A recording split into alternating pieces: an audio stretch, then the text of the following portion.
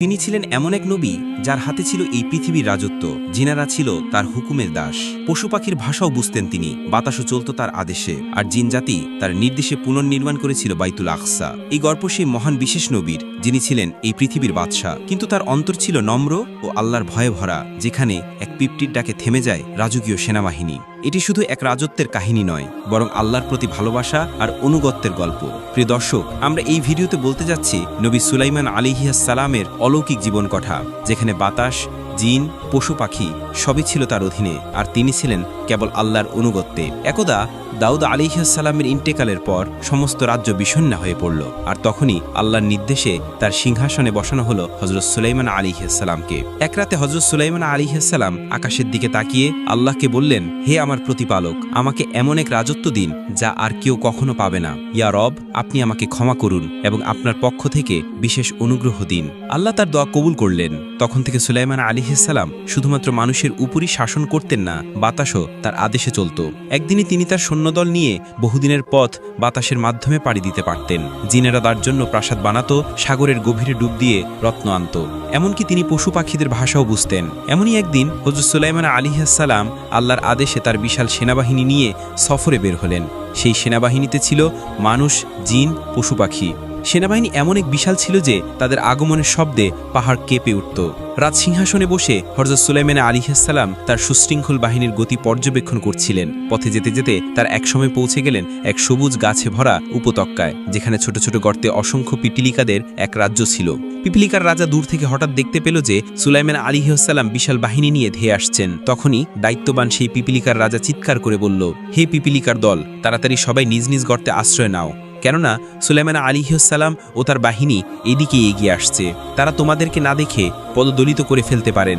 সেই ছোট্ট পিপিলিকার সতর্কবার্তা স্পষ্টভাবে শুনতে পেলেন নবী সুলাইমান আলাইহিস সালাম। তিনি তখন আল্লাহর দরবারে মাথা নত করে বললেন, হে আমার প্রতিপালক, আমাকে এমন অন্তর দিন যাতে আমি সবসময় কৃতজ্ঞ থাকতে পারি। আপনি যে নিয়ামত আমাকে দান করেছেন তা যেন আমি উপভোগ করি সঠিকভাবে, এবং আমি যেন সৎকর্ম করতে পারি যা আপনি পছন্দ করেন। এরপর তিনি পিপিলিকার রাজাকে সম্মানের সাথে ডাকলেন এবং বললেন, হে পিপিলিকা, তুমি এত ছোট অথচ এত দায়িত্বশীল, তোমার কথা শুনে আমি মুগ্ধ। কিন্তু বলতো, তুমি কি সত্যি মনে করো আমি এমন একজন যে পশু পাখির ক্ষতি করব? পিপিলিকার রাজা বিনয়ের সাথে সামনে এসে দাঁড়িয়ে বলল, হে আল্লাহর নবী সুলাইমান, আমি আপনাকে কখনই জালিম ভাবিনি, বরং আমরা জানি আপনি প্রাণীদের সুরক্ষা দেন, তাদের অধিকার রক্ষা করেন। কিন্তু আমাদের রাজ্য এত ছোট যে আমাদের দেহ এত নাজুক, আমরা আপনার পায়ের নিচে না পড়েও পড়ে যেতে পারি। আমি কেবল আমার প্রজাদের নিয়ে উদ্বিগ্ন ছিলাম। যদি তাদের কোনো ক্ষতি হয় তবে আমি আল্লাহর কাছে দায়ী হব। আমার দায়িত্ব এই ছোট প্রাণীদের নিরাপদ রাখা, কারণ আমাকেও একদিন হিসাব দিতে হবে। প্রিয় দর্শক, আল্লাহ তাআলা কুরআনুল কারিমে এই আশ্চর্য ঘটনা আমাদের সামনে তুলে ধরেছেন, যা ঘটেছিল হযরত সুলাইমান আলাইহিস সালামের জীবনে। আল্লাহ বলেন, সুলাইমানের সামনে একত্রিত করা হলো তার বাহিনীকে, জিন, ইনসান এবং পক্ষীকুলকে, এবং তাদেরকে সুবিন্যস্ত করা হলো নানা দলে। যখন তার এক পিপিলিকার অধ্যুষিত এলাকায় পৌঁছালো, তখন এক পিপিলিকা বলল, হে পিপিলিকার দল, তোমরা দ্রুত নিজেদের গর্তে ঢুকে যাও, যেন অজ্ঞতাস্বরে সুলাইমান ও তার বাহিনী তোমাদের পিষে না ফেলে। এই কথাটি শুনে নবী সুলাইমান আলাইহিস সালাম মৃদু হেসে উঠলেন। একটি ক্ষুদ্র প্রাণীর এমন দূরদর্শী তার নেতৃত্ব এবং গুণ প্রজ্ঞা তাকে অভিভূত করল। তিনি পিপিলিকার রাজার প্রতি গভীর শ্রদ্ধাবোধ অনুভব করলেন এবং তার সঙ্গে কথা বলতে উদ্যোগী হলেন। তিনি জিজ্ঞেস করলেন, তোমাদের পিপিলিকার বাহিনীর সংখ্যা কত? পিপিলিকার রাজা সম্মান বজায় রেখে উত্তর দিল, ধরা যাক আমাদের প্রধান সেনাপতির সংখ্যা 400। প্রতিটি সেনাপতির অধীনে রয়েছে 4000 সুবাদার, প্রতিটি সুবাদের অধীনে রয়েছে 40 জন হাকিম, এবং প্রতিটি হাকিমের অধীনে রয়েছে 40,000 ফৌজদার। এইভাবেই আমাদের সংগঠিত বাহিনী কাজ করে চলে। এই বিশাল সেনা কাঠামো শুনে সুলাইমান আলাইহিস সালাম মুচকি হেসে বললেন, তোমাদের রাজ্য তো দেখছি যথেষ্ট শক্তিশালী এবং সুবিন্যস্ত। আচ্ছা বলো তো, তোমার রাজ্য ভালো নাকি আমার রাজ্য? পিপিলিকার রাজা বিন্দুমাত্র দ্বিধা না করে ধীর কণ্ঠে বলল, আমার রাজ্য আপনার চাইতে উত্তম, কারণ আপনার রাজ্য গড়ে উঠেছে জিনদের শ্রমে এবং বাতাসের সাহায্যে। এতে স্পষ্ট যে আপনি পরনির্ভরশীল, আর আমি কোনো বাহ্যিক সাহায্যের উপর নির্ভর করি না। আমার কোনো সিংহাসন নেই কোনো বাহ্যিক বাহিনীর সহায়তা। আমি নিজ শক্তিতেই নিজের রাজ্য পরিচালনা করি, এমনকি এক মুহূর্তের জন্য কারো উপর নির্ভর করি না। পিপিলিকার এই উত্তর হযরত সুলাইমান আলাইহিস সালামকে অভিভূত করে তুলল। তিনি অত্যন্ত প্রশংসার সুরে জিজ্ঞাসা করলেন, তোমার কথায় এত প্রজ্ঞা, এত যুক্তির ছাপ, এসব তুমি কোথায় শিখলে? পিপিলিকার রাজা তখন গভীর আত্মবিশ্বাসের সঙ্গে বলল, হে আল্লাহর নবী, যিনি আপনাকে এই বিশাল রাজত্ব, অসীম জ্ঞান ও প্রজ্ঞা দিয়ে পৃথিবীতে পাঠিয়েছেন, সেই মহান আল্লাহ তাআলাই আমাদেরও প্রয়োজন অনুযায়ী জ্ঞান দান করেছেন। তিনি কাউকে ছোট করে দেখেন না, প্রত্যেককে তাদের প্রয়োজন অনুযায়ী বুদ্ধি ও প্রজ্ঞা দান করেন। এই গভীর ও চিন্তাশীল কথাগুলো হযরত সুলাইমান আলাইহিসসালামের অন্তরে দারুণ প্রভাব ফেলল। তিনি বললেন, তুমি সত্যি অনেক জ্ঞানের অধিকারী হে পিপিলিকা। আমি চাই যদি কখনো আমার রাজ্য পরিচালনায় কোনো ত্রুটি তোমার চোখে পড়ে তবে কোনো দ্বিধা না করে আমাকে জানাও। পিপিলিকার রাজা তখন মাথা নিচু করে বিনয়ের সঙ্গে সম্মান জানিয়ে বলল, হে আল্লাহর খলিফা, আপনার মতো একজন মহান নবীর রাজ্য পরিচালনার ভুল ত্রুটি নিয়ে আলোচনা করা আমার মতো এক তুচ্ছ পিপিলিকার পক্ষে বেয়াদবির শামিল। আমি তো ধূলিকণার মতো ক্ষুদ্র, আর আপনি সেই বাদশাহ যার ছায়ায় সমস্ত সৃষ্টি আশ্রয় নেয়। তবুও আপনি যখন নিজ মুখে আমাকে অনুমতি দিয়েছেন এবং স্নেহ ও শ্রদ্ধার দৃষ্টিতে দেখছেন, তখন আমি সমালোচনা নয় বরং বিনীতভাবে স্মরণ করিয়ে দেওয়ার অভিপ্রায় কিছু কথা বলি। অতঃপর একটু থেমে পিপিলিকার রাজা গভীরভাবে চোখে চোখ রেখে আবার বলল, আপনি এক সময় আল্লাহ তাআলার দরবারে এই দোয়া করেছিলেন যে, হে আমার প্রতিপালক, আমাকে এমন এক রাজ্য দান করুন যা আমার পরে আর কারো জন্য উপযুক্ত না হয়। নিশ্চয় আপনি শ্রেষ্ঠ দাতা। হে আল্লাহর নবী, আপনি তো জ্ঞানের ভাণ্ডার, প্রজ্ঞার আলো। আপনি তো জানেন আল্লাহর রাজ্য সীমাহীন, তার দান ফুরায় না। তাহলে কেন এই দোয়া? যদি আপনার পরে কোনো একজন বান্দাকে আল্লাহ আপনার মতো কিংবা আপনার চেয়ে বড় রাজ্য দান করেন, তাহলে আপনার আপত্তির কারণ কি? একজন নবী কি ঈর্ষার আশ্রয় নিতে পারেন, অথবা নিজ শ্রেষ্ঠত্ব চিরস্থায়ী করতে চান? আমি জানি না আমার কথাগুলো আপনাকে কষ্ট দেবে কিনা, কিন্তু আপনিই তো বললেন আমি যেন আপনার ভুল হলে স্মরণ করিয়ে দেই। আমি তাই করলাম, যেমন একজন প্রজার কর্তব্য রাজাকে সত্য স্মরণ করিয়ে দেওয়া। সুলাইমান আলাইহিসসালাম পিপিলিকার রাজার এই কথা শুনে কিছুক্ষণের জন্য নীরব হয়ে গেলেন। তারপর খুব ধীরে ধীরে তিনি বললেন, ভাই পিপিলিকার রাজা, তুমি যে গভীর উপলব্ধি নিয়ে আমার কাছে এসেছ তা আমি শ্রদ্ধার সঙ্গে গ্রহণ করি। যদি আমার মধ্যে আরও কোনো ভুল সিদ্ধান্ত বা অহংকারের চিহ্ন দেখতে পাও, তবে বিনা দ্বিধায় আমাকে জানাও। আমি একজন আল্লাহর বান্দা, আমার দায়িত্ব হল প্রতিনিয়ত নিজের আত্মা শুদ্ধ করা। পিপিলিকাদের রাজা নতস্বরে জবাব দিল, হে নবী, হয়তো আমার কথাগুলো আপনার হৃদয়ে সামান্য কষ্টের রেখা এঁকেছে, তবু আপনি নিজেই তো আমাকে প্রতিশ্রুতি দিয়ে বলেছিলেন যে সত্য বলতে ভয় করবে না। আমি সেই প্রতিশ্রুতির প্রতি বিশ্বস্ত থাকতে এসব বলছি। হে সুলাইমান আলাইহিসসালাম, আপনি যে বেহেশতের আংটি ধারণ করেছেন, সেটির মাধ্যমেই তো আল্লাহ আপনাকে দিয়েছে আকাশচুম্বী ক্ষমতা। পূর্ব থেকে পশ্চিম, উত্তর থেকে দক্ষিণ সমগ্র দুনিয়া আপনার অধীন। জিন, পরী, মানুষ, দানব, পাখি, প্রাণী, এমনকি আগুন ও বাতাস পর্যন্ত আপনার আদেশ মানে। এই সব কিছুই তো সেই আংটির মুহূর্তে সম্ভব হয়েছে। এই আংটি আপনার নয়, এটি এক পবিত্র আমানত যা আল্লাহ আপনাকে সাময়িক সময়ের জন্য দিয়েছেন। কিন্তু প্রশ্ন হলো, হে নবী, আপনি কি এই অপার নিয়ামতের জন্য আল্লাহর দরবারে যথাযথ কৃতজ্ঞতা প্রকাশ করেছেন? আপনি তো জানেন, কৃতজ্ঞতা শুধু মুখের শব্দ নয়, বরং অন্তরের গভীর অনুভব এবং কাজের মাধ্যমে তা প্রকাশ পাওয়া। আরও একটি বিষয় স্মরণ করিয়ে দিতে চাই, হে নবী, আল্লাহ যখন বাতাসকে আপনার অধীন করে দিয়েছেন, তখন তা শুধু একটি অলৌকিক শক্তি নয়, তা ছিল এক শিক্ষা। বাতাস দেখা যায় না, ধরা যায় না, কোনো আকৃতিতে তাকে বাঁধা যায় না, তবুও তার উপস্থিতি আমাদের প্রতিটি মুহূর্তে অনুভূত হয়। এ বাতাস যেমন চুপিসারে আসে, তেমনি আবার এক ঝড়ের ঝাপটায় সব কিছু লণ্ডভণ্ড করে দিয়ে চলে যায়। এই বাতাসে আমাদের শেখায় পার্থিব্য সমস্ত শক্তি, রাজত্ব, গৌরব, দম্ভ সবই ক্ষণস্থায়ী। আজ আপনি শাসন করছেন, কাল মাটির নিচে শুয়ে থাকবেন। আজ আপনার গায়ে রাজকীয় পোশাক, কাল হয়তো শুধু এক সাদা কাফনের কাপড়ই আপনাকে ঢেকে রাখবে। বাতাসের মতো এই সমস্ত শক্তি চলে যাবে, মিলিয়ে যাবে, রয়ে যাবে শুধু সেই অনুভব আপনি কেমন ছিলেন আর কি রেখে গেলেন। পিপিলিকা রাজার এই সমস্ত কথা শুনে হযরত সুলাইমান আলাইহিসসালাম স্তব্ধ হয়ে গেলেন। তিনি পিপিলিকা রাজার কথায় মর্মাহত হলেও রাগান্বিত হলেন না, বরং তিনি নীরবে মাথা নিচু করে মাটির দিকে তাকিয়ে নিজের পথে চলতে শুরু করলেন। ঠিক তখনই পিপিলিকা রাজা তার ক্ষুদ্র কণ্ঠে শ্রদ্ধার সাথে ডাক দিলেন, হে আল্লাহর খলিফা, আপনি আমার দরজায় এসে খালি মুখে ফিরে যাবেন তা কি মানা যায়? আপনি তো সেই মহান নবী, যিনি ধনী দরিদ্র নির্বিশেষে সকলের জন্য দয়ার বাতিঘর। আপনার প্রস্থানে আমার দরিদ্র রাজ্যেও দয়ার ছায়া পড়ুক। হে আল্লাহ নবী, আপনি কিছু মুখে দিয়ে যান। এই বিনয় ও ভালোবাসাপূর্ণ বাক্য শুনে হযরত সুলাইমান আলাইহিসসালাম হতভম্ব হয়ে পড়লেন। তখন পিপিলিকার রাজা তার সনদের আদেশ দিল, মানুষের উপযোগী কিছু নাস্তা নিয়ে এসো। অতঃপর পিঁপড়েরা ক্ষুদ্র ক্ষুদ্র কিছু খাদ্য এনে পেশ করল। হজরত সুলাইমান আলাইহিসসালাম তা দেখে হালকা করে হেসে উঠলেন। এই হাসি ছিল ক্ষুদ্র প্রাণীর মহানুভবতায় অনুপ্রাণিত এক হাসি। পিপিলিকা রাজা বিনয়ের সাথে বলল, হুজুর, আপনি হাসছেন কেন? ক্ষুদ্র খাদ্যে যদি আল্লাহর বরকত থাকে তবে তা অগণিত প্রাণীর তৃপ্তির জন্য যথেষ্ট। তদুপরি বিশাল বড় খাদ্য ভাণ্ডারও এক বড় মাছের ক্ষুধা নিবারণে ব্যর্থ হতে পারে। সবই আল্লাহ তাআলার হাতে। আপনি বিসমিল্লাহ বলে মুখে দিন, নিশ্চয়ই তাতে বরকত হবে। হজরত সুলাইমান আলাইহি ওয়াসাল্লাম বিসমিল্লাহ বলে সেই অল্প একটু খাবার থেকে একটুখানি মুখে দিলেন। তখনই তিনি অনুভব করলেন মুখে দেওয়ার পর তা আরও বড় হয়ে উঠেছে। যখন তিনি তা গেলে ফেললেন তার পেট যেন পরিপূর্ণ হয়ে গেল। তিনি অবাক হয়ে তার সৈন্যবাহিনীর সঙ্গী সাথী আমির ওমারাদের বললেন, তোমরাও একটু একটু করে গ্রহণ করো। সবাই এক চিমটি পরিমাণ করে খেলেন এবং আশ্চর্যভাবে প্রত্যেকেই তৃপ্ত হলেন।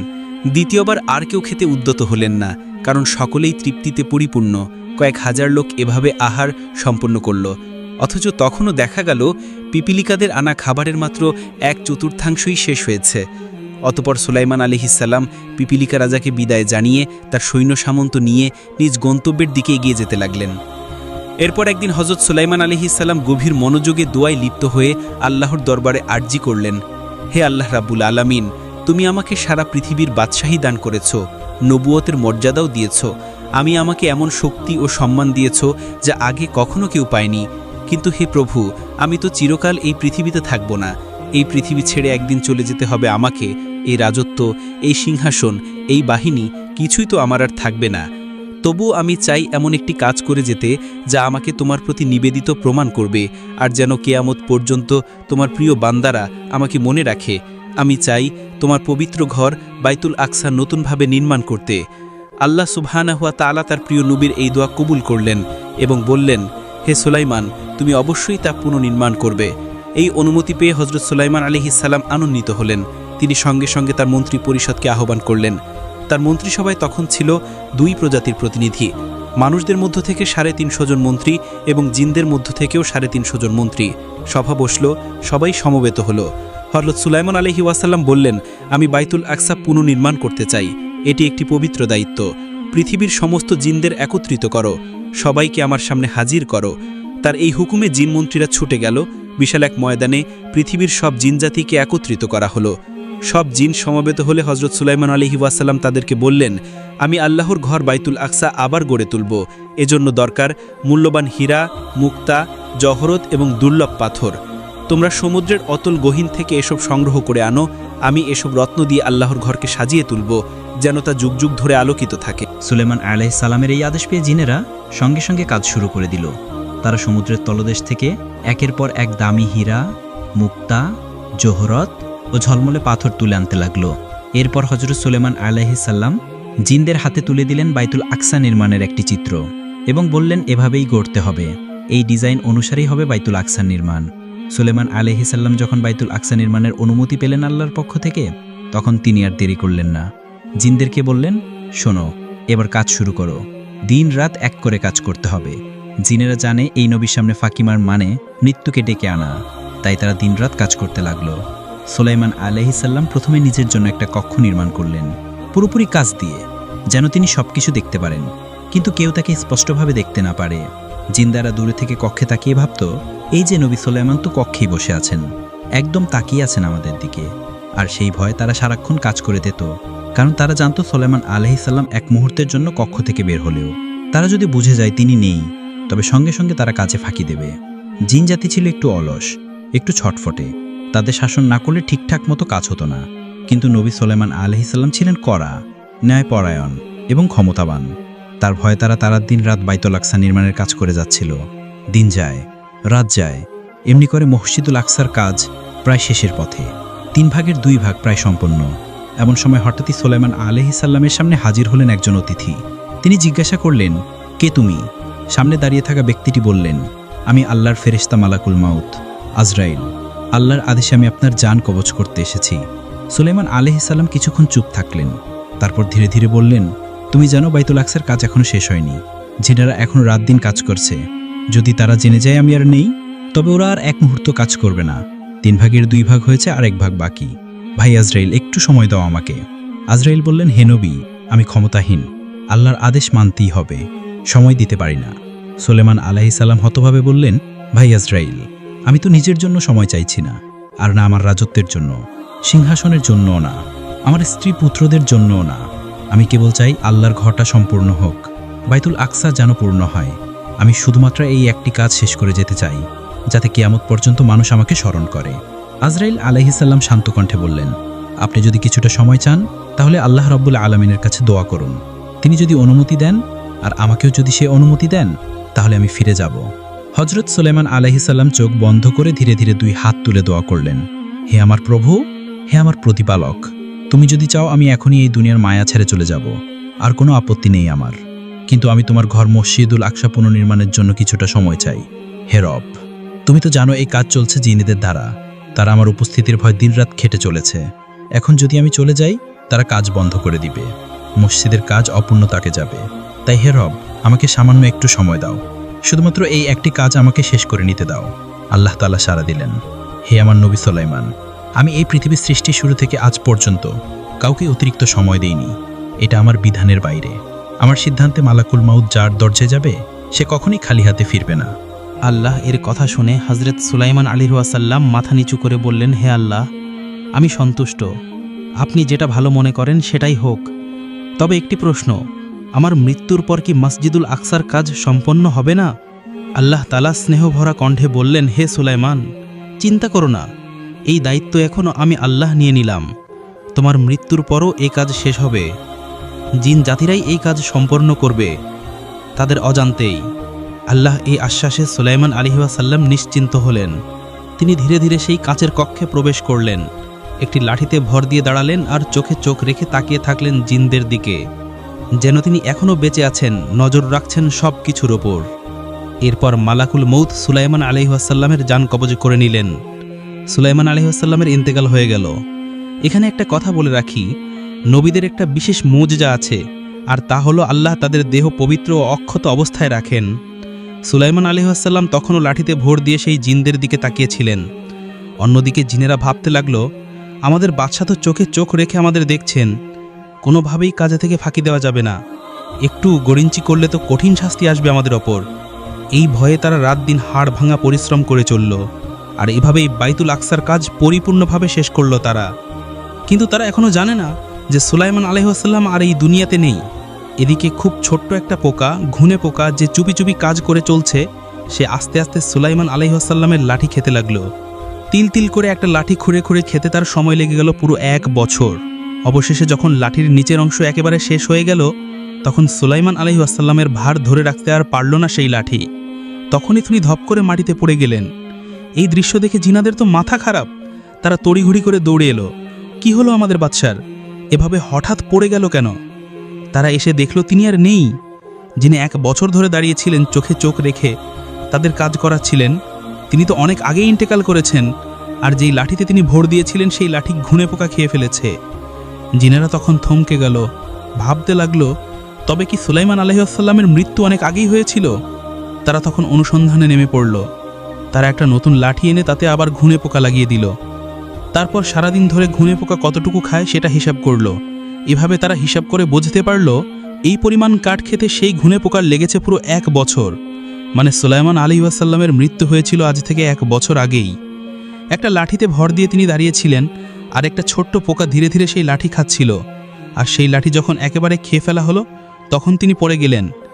এ বিষয়ে কুরআনুল কারিমে আল্লাহ বলেন, অতঃপর যখন আমি সুলাইমানের মৃত্যু ঘটালাম, তখন কাউকে তার মৃত্যুর কথা জানাইনি, তার লাঠি খেয়ে খেয়ে ফেলা একটি পোকা ব্যতীত। তারপর যখন সে মাটিতে লুটিয়ে পড়ল, তখন জিনেরা বুঝতে পারল যে তারা অদৃশ্য বিষয়ের জ্ঞান রাখে না। যদি তারা অদৃশ্য বিষয়ের জ্ঞান রাখত, তবে তারা এই লাঞ্ছনাকর শাস্তিতে পতিত থাকত না। সূরা সাবা 14। তো প্রিয় দর্শক, এই ছিল আজকের ভিডিওটি যদি আপনাদের ভালো লেগে থাকে তাহলে অবশ্যই লাইক করবেন, এবং এমন আরও ভিডিও পেতে আমাদের চ্যানেলটি সাবস্ক্রাইব করবেন। ধন্যবাদ।